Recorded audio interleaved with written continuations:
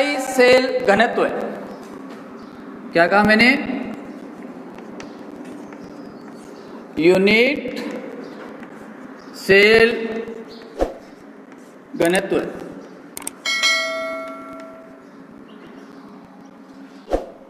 घनत्व सभी जानते हो क्या होता है? घनत्व के बारे में कि घनत्व क्या होगा। चलो पहले एक लाइन है वो लिखवा देता हूं, फिर आगे चलता हूं। चलो एक लाइन लिखो।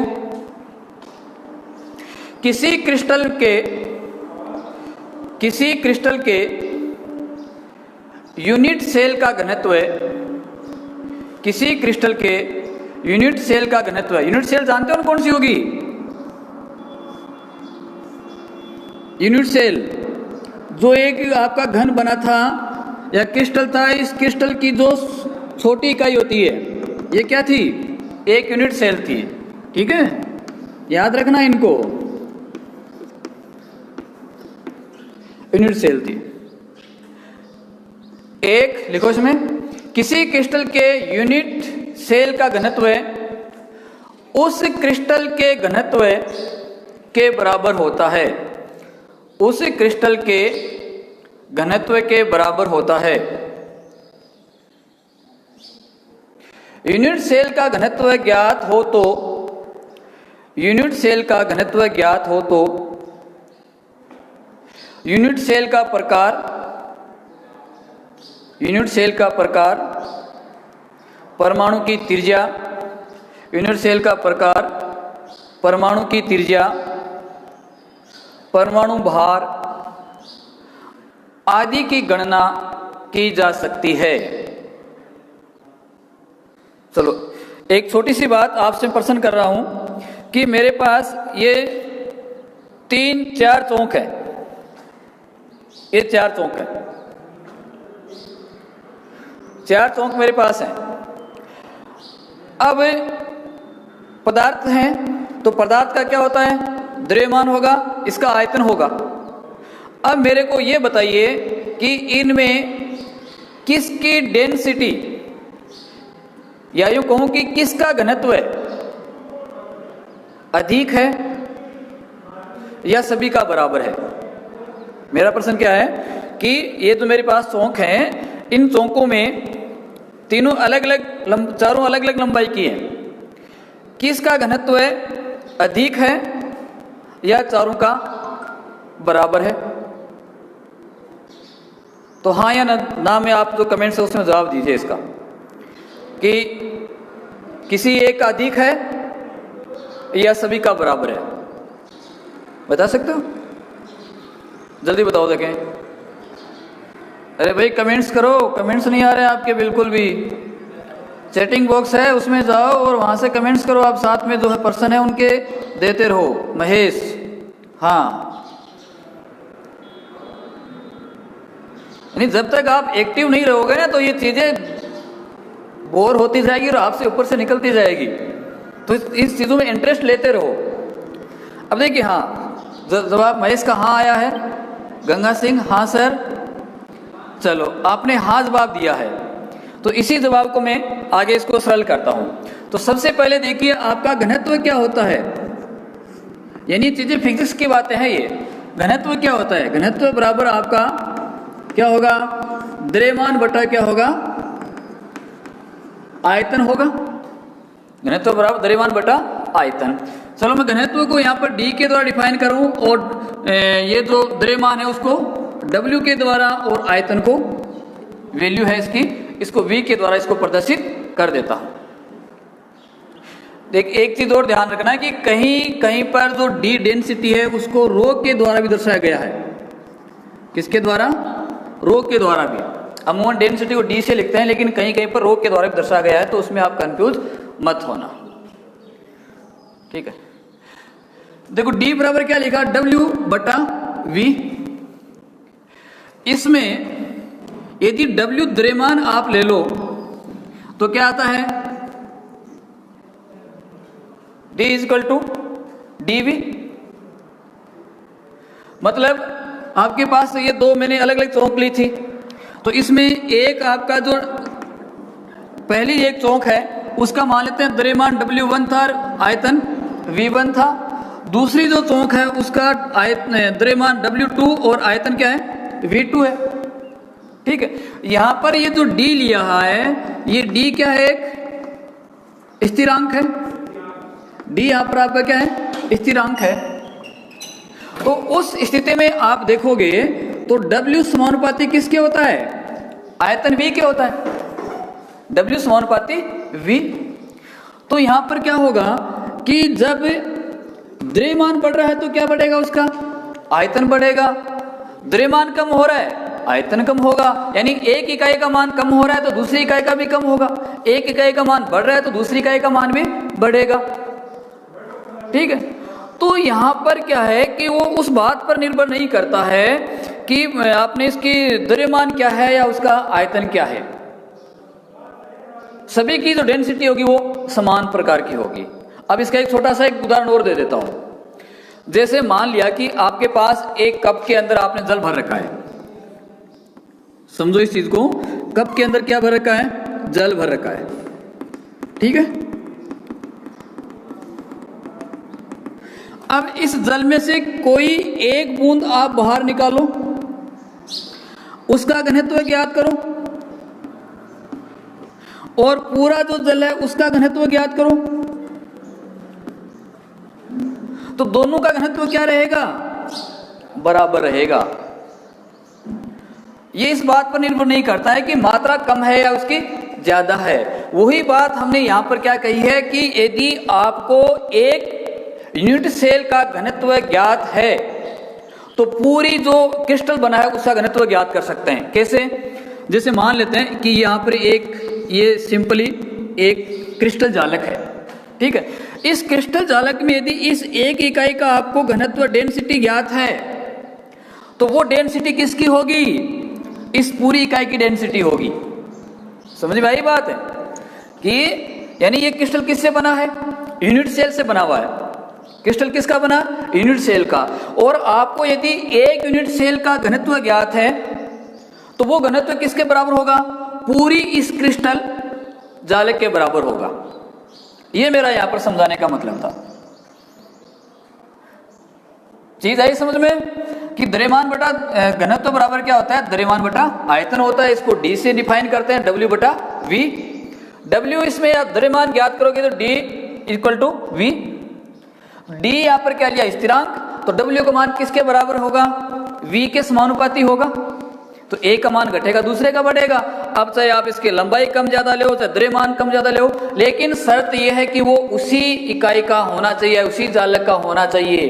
ये नहीं कि आपने एक तो समुद्र का जल ले लिया और एक नदी का जल ले लिया, दोनों का जल अलग ले लिया तो तब उसमें क्या होगी, डेंसिटी अलग अलग होगी। क्यों होगी, क्योंकि समुद्र का जल है उसमें लवण वगैरह की मात्रा ज्यादा होती है। यदि आपने नदी का ही जल लिया, नदी में से चाहे एक बूंद बाहर निकालो, चाहे आप 1 लीटर बाहर निकालो, उस प्रत्येक जल की डेंसिटी क्या होगी, बराबर होगी, घनत्व बराबर होगा। तो यही चीज आपको यहां पर इस यूनिट सेल में पढ़नी है कि एक यूनिट सेल में एक का घनत्व ज्ञात है तो पूरे क्रिस्टल जाल का वो क्या होगा, घनत्व होगा। समझ में आई बात। चलो आगे करते हैं। तो यहां पर मैं फार्मूला लिख रहा हूं, फार्मूला को आप साथ में उतारना, उसी से आगे मानों को सरल करना है। तो ठीक है, तो लिखो, अतः फार्मूला लिखो यहां पर, अतः यूनिट सेल का घनत्व, अतः क्या लिख रहा हूं मैं,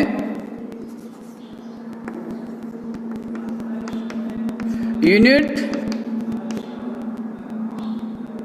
चलो यहां नीचे लिख लेता हूं, जगह आएगा नहीं आगे उधर।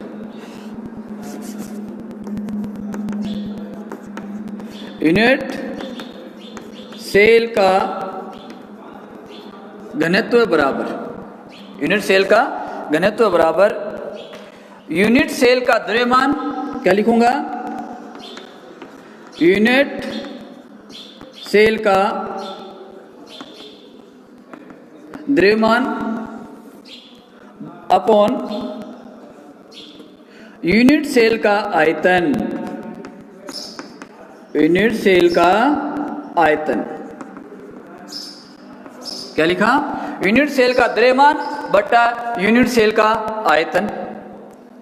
तो यहां पर यूनिट सेल का जो द्रव्यमान है वह क्या होगा? यूनिट सेल का द्रव्यमान क्या होगा? एक यूनिट कौन सी थी? ये आपकी क्या है? एक यूनिट है, ठीक है। मैंने क्या लिखा? यूनिट सेल का घनत्व बराबर यूनिट सेल का द्रव्यमान बटा यूनिट सेल का आयतन। तो यहां पर यूनिट सेल का द्रव्यमान क्या होगा वो भी आपको ज्ञात होना चाहिए। तो क्या लिखूंगा? यूनिट सेल का द्रव्यमान बराबर कि एक यूनिट का द्रव्यमान कितना होगा? जो क्लिष्ट जालक था उस क्लिष्ट जालक में उसका द्रव्यमान। तो क्या कह सकते हैं कि यूनिट सेल में परमाणु की संख्या, यूनिट सेल में परमाणु की संख्या इनटू क्या आ जाएगा? एक परमाणु का द्रव्यमान। द्रव्यमान बराबर क्या कहेंगे कि यूनिट सेल में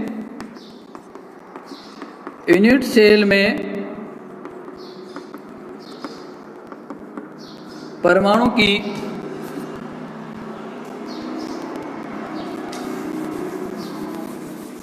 यूनिट सेल में परमाणु की संख्या इनटू एक परमाणु का द्रव्यमान इनटू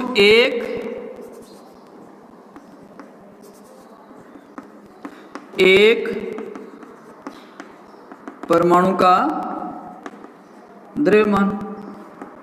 यानी एक जो यूनिट सेल है, ये यूनिट सेल, तो उसका द्रव्यमान कितना होगा कि उस यूनिट सेल में कितने परमाणु हैं उनकी संख्या इनटू एक परमाणु का संख्या। तो इसमें आपको मैंने क्या बताया था कि SCC था, सरल क्यूबिक सेल, उसमें परमाणु संख्या क्या थी? याद हो तो एक थी। दूसरा कौन सा था? FCC था। FCC में परमाणु की संख्या कितनी थी? 4 थी। और तीसरा कौन सा था?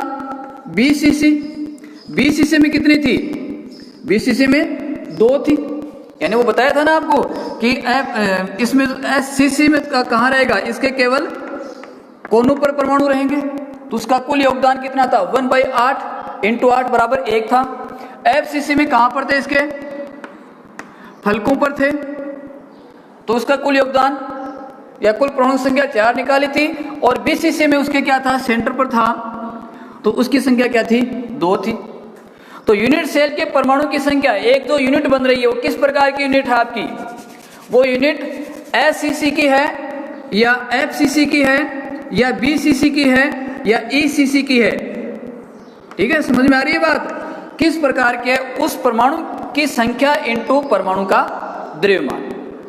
ठीक है, ये आ गया। अब एक परमाणु का द्रव्यमान कैसे निकालें?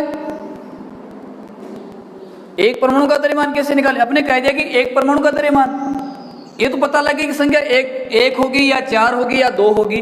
अब एक परमाणु का द्रव्यमान कैसे निकालें वो देखो यहां पर। एक परमाणु का द्रव्यमान, एक परमाणु का द्रव्यमान, तो वो किसके बराबर होगा?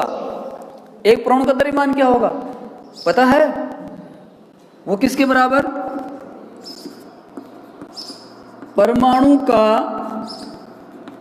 भार बटा, बताओ बटा में क्या आएगा? एक परमाणु का द्रव्यमान क्या लिखते हैं? परमाणु का द्रव्यमान बट्टा, याद हो तो अपने पढ़ा था Na। Na किसको दर्शा रहा है? बताओ देखें, Na किसको दर्शा रहा है? एवोगैड्रो संख्या के मान को दर्शा रहा है। Na क्या है? एवोगैड्रो संख्या, जिसका मान कितना? 1.6010⁻23 के मान के बराबर होता है।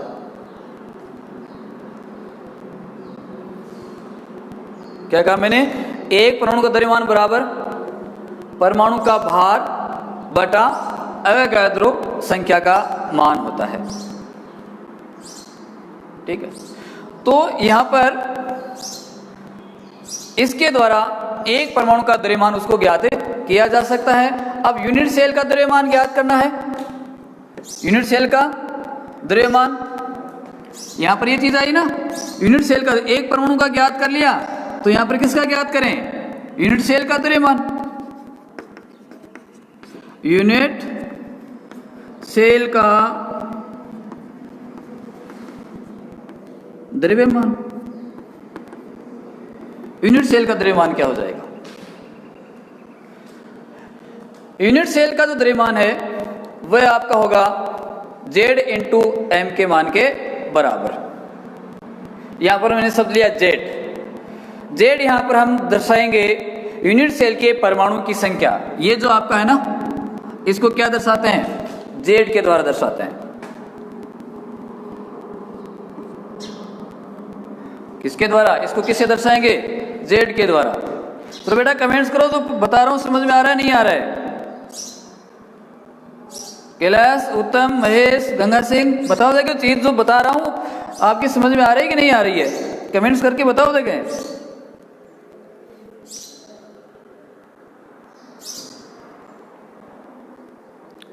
तो मैं बता रहा हूं कि यूनिट सेल का द्रव्यमान, हाँ कमेंट्स करो, कमेंट्स देख रहा हूं मैं। यूनिट सेल का द्रव्यमान, उसको ये मैंने क्या कहा? Z, और ये जो परमाणु बाहर है इसको किसके द्वारा लिख दूं? इसको यदि मैं M के द्वारा लिख दूं, इसको किसके द्वारा लिख दूं? M के द्वारा। तो एक यूनिट सेल का द्रव्यमान क्या आ जाएगा?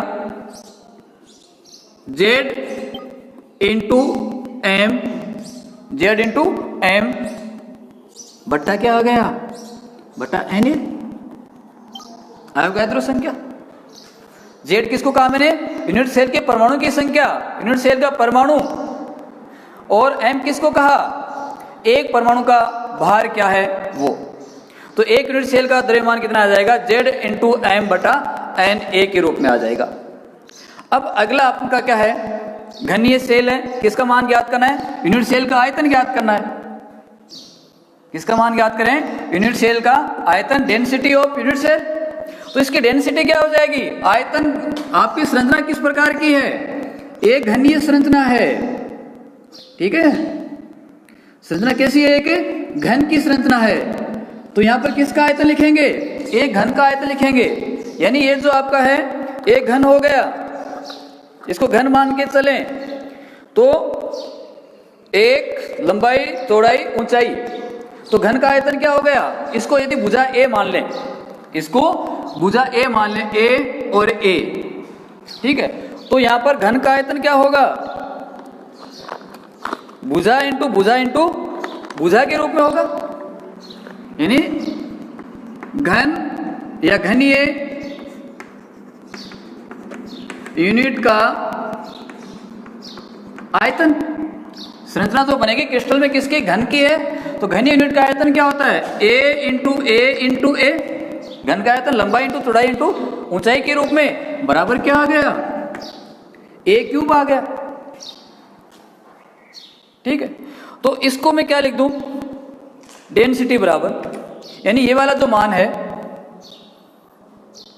ये वाला मान है वो कहां रख दो? यूनिट सेल के घनत्व में रख दो। यहां पर ये जो मान है इस मान को कहां रख दो? इस वाले समीकरण में रखो।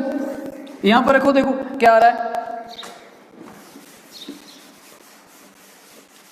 इसको यहां ले रहा हूं ऊपर, इसमें मान रखेंगे तो यूनिट सेल का घनत्व डेंसिटी बराबर क्या आ गया?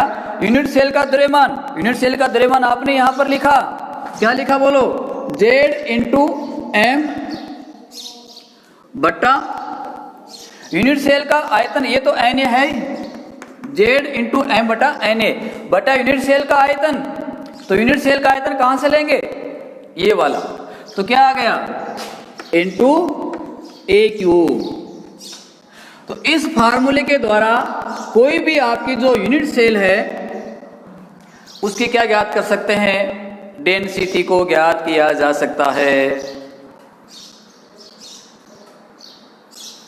बेटा इस चीज को उतार लो, आप स्टेप वाइज इसको उतार लो। यहां से चल के वापस अंतिम आपका ये सूत्र है, तो पूरे को चीज को उतारो। इस चीज को ये नहीं दिमाग में आ रही तो मेरे को दोबारा बता दो। पहले मैंने क्या कहा, यूनिट सेल का घनत्व कहा, वो किसके बराबर, यूनिट सेल का द्रव्यमान बटा यूनिट सेल का आयतन। तो पहले मैं किसका मान ज्ञात करूंगा, यूनिट सेल के द्रव्यमान का। यूनिट सेल का द्रव्यमान मैंने क्या बताया कि यूनिट सेल के परमाणु की संख्या, जिसको किससे डिफाइन कर रहा हूं, डी के द्वारा, इनटू एक परमाणु का द्रव्यमान। ठीक है, फिर एक परमाणु का द्रव्यमान क्या होगा, उसका मान ज्ञात करेंगे, तो वह परमाणु का भार m बटा अवोगाद्रो संख्या, जिसको Na से नोट करते हैं। तो यूनिट सेल का द्रव्यमान क्या हो गया, n इंटू जेड बटा Na। अब ये वाला जो मान कहाँ रख देंगे, इस अपनी समीकरण 1 में इसमें रख देंगे। इसमें रखेंगे तो क्या प्राप्त हो गया, D बराबर Z इंटू एम बटा a cube into Na। Unit cell का आयतन क्या होता है, वो भुजा क्यूब होता है। घन हो गया तो घन का आयतन भुजा क्यूब है। यूनिट सेल किस प्रकार की होती है, घन के आकार की होती है।